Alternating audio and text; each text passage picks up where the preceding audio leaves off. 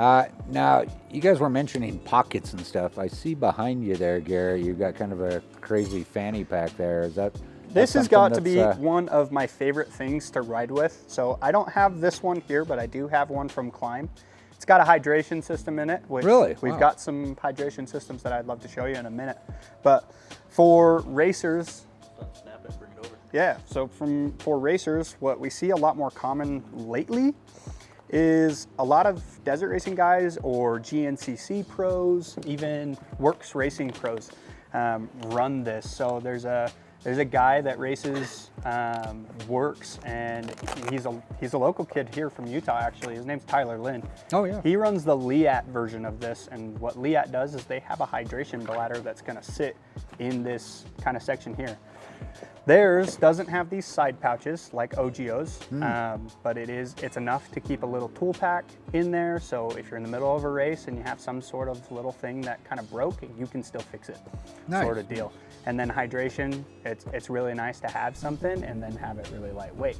So these fanny packs are starting to make their way into come back into style. Starting to come back. That's the cool thing about, even for like an off-road trail guy, is say you don't like a backpack, you can carry all your tools go right here.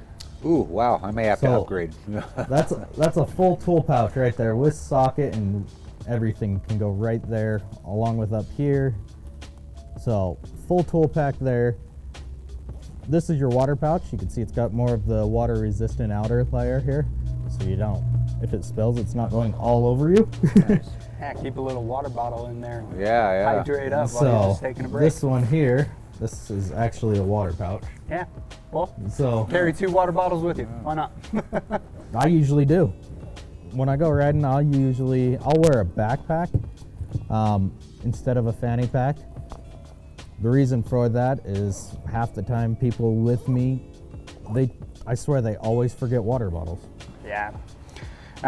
One that I personally wear, I wear the water pack from Uswe when I'm racing. It's a very slim, kind of very small water pack. So all it's going to carry is it's 2 liters of water, and it has a snappable membrane in the center, which can change it into a 1 liter, so you can carry a couple more tools and stuff with it. Oh, that's pretty This great. other great one we have is from Klim Off-Road. We speak of them a lot because they've got some really good stuff. So Z can show us a couple of the features with this one that make it so special.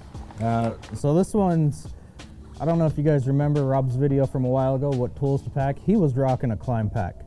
That was the older version. This is the new Arsenal from them. This one comes with the 3 liter pack. Oh, 2.5 liter bladder. Comes with the tool pack inside. Great big huge pockets to store everything in. So when you don't want to share your water, you just throw an extra water bottle in.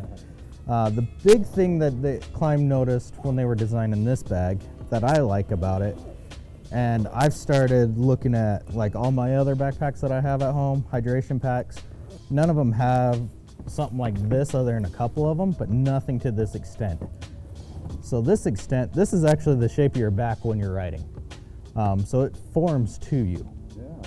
And so, because backpacks have always been just straight, and that never was comfortable. No. So this actually forms to you while adding a back pad to you. The other thing that's cool on these is they run a harness system.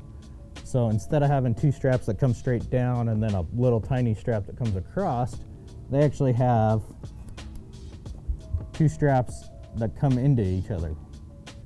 And that allows you to have extra pockets here. So say you want to keep your Snickers, there you go. Nice. You're not when you're You got your Snickers in your water. What else you need? Where's that? No. Yeah, so another thing to that point with the harness system that Z's really saying is that Z's saying, with the Uswe, it does a very similar thing. What they go for is their brand kind of motto is no dancing monkey. So what that means is it's not going to jumbo around and move around. Climb did a really good job of kind of mimicking that. I've worn one of these personally before, and it's really nice to be running at a high speed, and if you hit a whoop section, your bag's not going to jump up and down on you. That's a lot of guys say that's why they don't run a backpack. Yeah, because yeah. it moves around too much. I totally get that. Another cool thing with that form fitting that Z was talking about is they have these kind of raised sections here that allow for airflow to kind of move through all of these little pieces here. And then these are also impact absorbent as well. So if you land on it, it's just a little bit of extra added protection that you wouldn't think you get with a backpack, which is really nice. And then they run the same material in their shoulder pads, so it's a little more comfortable. I know everyone's had it where they wear a backpack and it kind of digs into your shoulders. Yeah. It's just uncomfortable to wear. Climb's solution to that was to kind of bubble up these little shoulder straps here and then put that material in there and make it just that much more comfortable. So, Nice. really cool pack from them. Yeah, I'm kind of a backpack junkie. I like different backpacks. Absolutely. Now, before we delve into pants, what about underpants? What's some stuff we can wear under our pants? Dude, back to your point of I work on Monday. Exactly. I can't tell you how many times undergarments that have padded material in them have saved my Monday. Nice. So having a good get off and landing on your side's never easy. A lot of times your shoulder's going to be what gets the impact first, but nobody thinks about what's going to happen when your hip hits the ground. So what's really cool is Fox offers a Titan for your hips as well, and so does Climb with the same energy absorbent material that they use in their tactical shirt. Oh, okay. This is called the tactical short for that same reason. Nice. I can't tell you how many times. Like I said, this has saved my Monday. That's awesome. I'll rate that one. Oh yeah, they even have it's a chamois, really. Oh, So no kidding. Nice. If you're a rider that sits down in corners a lot more or sits quite often, some of these are going to have butt protection so that you're not feeling a little raw. Sure. I Come the next know day. some of the new seats they can really grab too. So Yeah, they can especially work with a lot of bikes nowadays, they're going to a lot thinner seats and narrower bike platforms, so it can get a little uncomfortable pretty fast, especially if they have soft foam. I don't know about you, but my gas has a lot of soft foam in there, so Yeah. you can really feel the subframe underneath there. So one of Yep. these is really nice for that. Awesome. Nice. Awesome. I think I'm going to have to look at some of those. What about, we saw jerseys. What about some differences in pants, that type of thing? Kind of take a look at these. So back to pants. With jerseys, it's really important to pick kind of the pant that is with your riding style and the weather.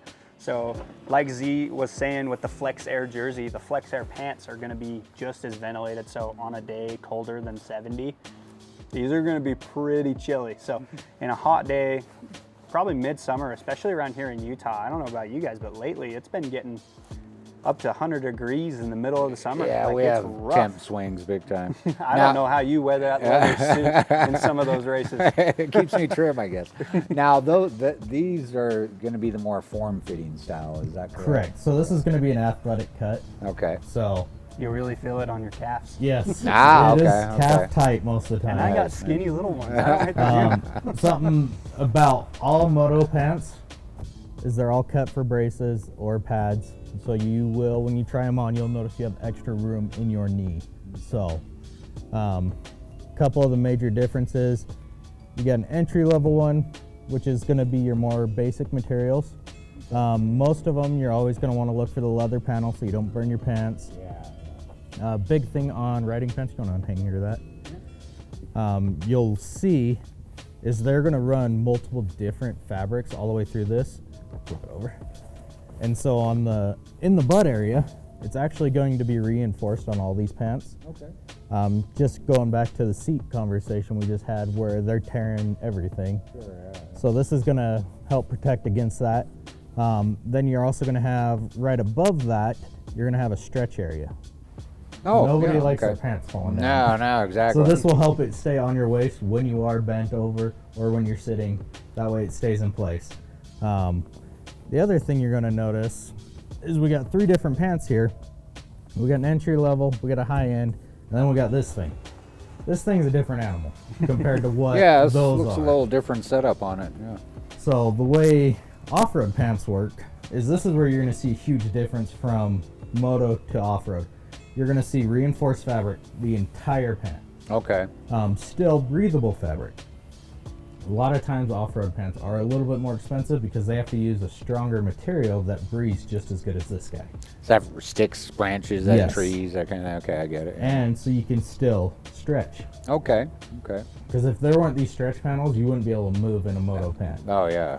Yeah. So big thing Climb does, like Garrett was saying, there's your pocket. Sweet. Saves my life. Pockets are good. Dakar pants also always have a vent. Oh, that's nice. So if it is hot outside, you can open this vent, blows air straight in. Fantastic. It's on both sides of the leg. So you got one on each side, pocket on each side. But I personally have a set of Dakars. I've gone down on them really hard. I can't tear them. Heck, Nice. I have a set of Mojave. So the Mojave version of this is all vent right here. Okay. So there's none of this closed material. I have a set of those. I can't even destroy those. I tried. That's awesome. Yeah, So- and like Z's touching on, the importance of the vents on the Dakar is huge because this kind of tougher material, like he's saying, is not breathable. So this stuff is going to stay pretty warm. Other than these kind of stretchy areas, they still breathe a little bit here, but up in this tighter stuff, it's not going to breathe as much. So having that vent, like the Dakar has, is really nice for warm days because you can still wear your super tough, rugged pants that are going to go through everything with you, and you can still open them up and breathe. Nice.